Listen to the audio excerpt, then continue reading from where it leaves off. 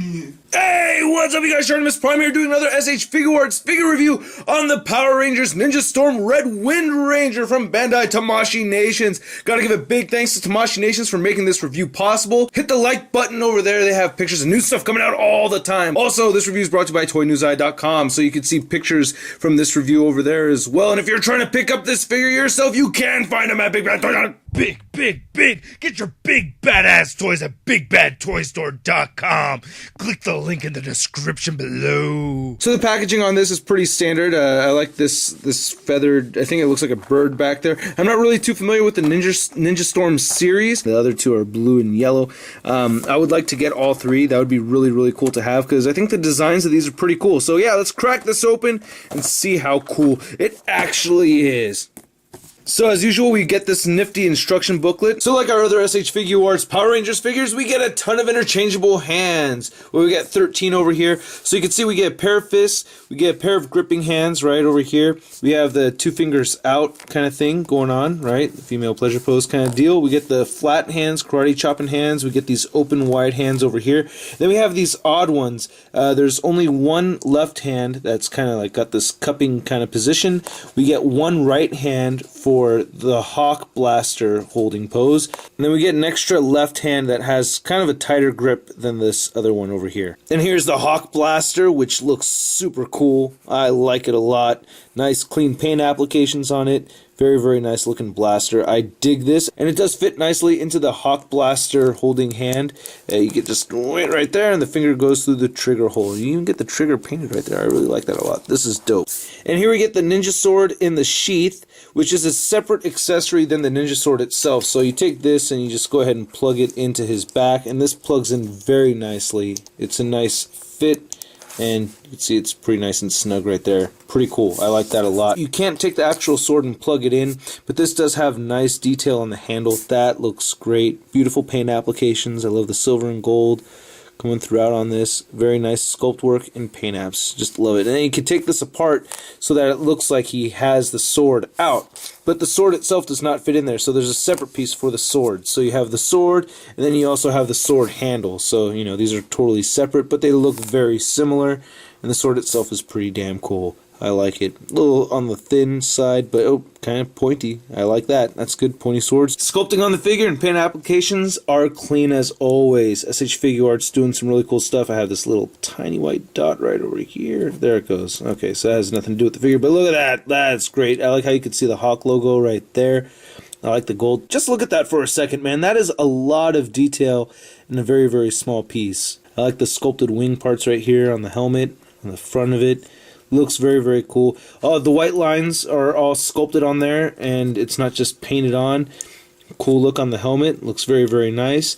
Then you have, now this is all just painted on, so this isn't really sculpted, but the disc part actually is. Then there's the Hurricane Ranger that you can actually get that has the chest plate piece, which is, you know, not included in this one, but that's kind of a different thing. And then this mesh right here on his arms looks very, very cool. I like that. Some nice paint detail right here on the mesh. So you have black and silver mixed in right there. The texture for the mesh is all sculpted in here, but I really, really like that they got the wrinkles in it over here as well. That's a really nice touch. Just a flat gray right on the joints. Nice look right here with the gold. And I forgot to mention the hands have these nice lines sculpted on the inside of the palms, which I think looks very cool. I think that came out nicely. Nice paint detail over here. A lot of small parts with very clean paint apps. The belt looks pretty damn nice. Very, very nice clean line work throughout. The figure just looks great. I like the seams. I like the little wrinkles in here. Beautiful looking figure. I like it a lot. Taking a look at the back of the figure. Consistently awesome. Butt plug right over there so you can make a poopy.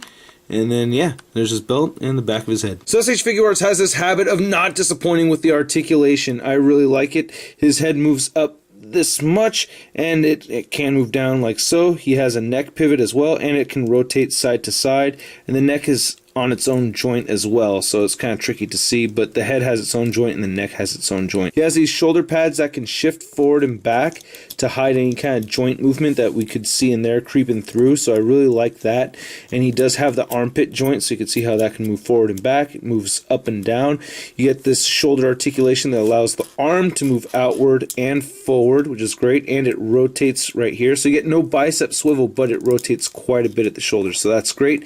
He has double jointed elbows elbows, and you could get him to bend all the way in like that. He has wrists that move side to side, and you can move them up and down, which is very good. He has a good diaphragm joint, so it rotates just the diaphragm right here, and you can get it to bend forward and back. He also has a waist joint that moves side to side, pivots, and it can crunch forward and back at the waist as well. So this is all pretty standard stuff we've seen before. He has the leg joints that move up and down, and you can move them forward and back a little bit too. You can move them outward, you can move them forward, you can kick up super high just like all the other ones. He has an upper thigh swivel right here as well. He has double jointed knees, and his feet bend down.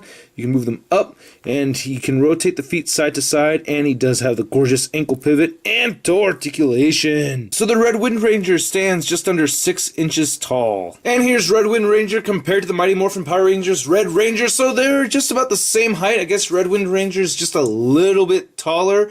But yeah, that's my review, guys. I hope you dig it. I recommend this figure. I think it's really, really cool. Like I said, I wasn't a huge fan of the Ninja Storm series. I didn't really get into that, but I think the figure itself is very cool. There's a lot of nice detail in here, and we're not getting the same exact thing that we had seen from the Mighty Morphin figures. So there's some new sculpting in here and everything, and I really appreciate it. I think it's very awesome. Remember, check out toynewseye.com for more pictures, and hit the like button if you like the video, leave a comment, and help Bob out. I'll catch you guys later. Peace.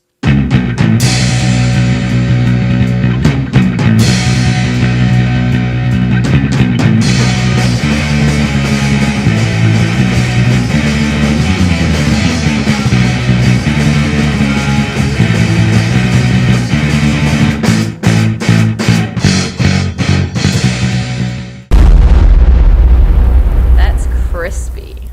Hit the like button. Hit the like button.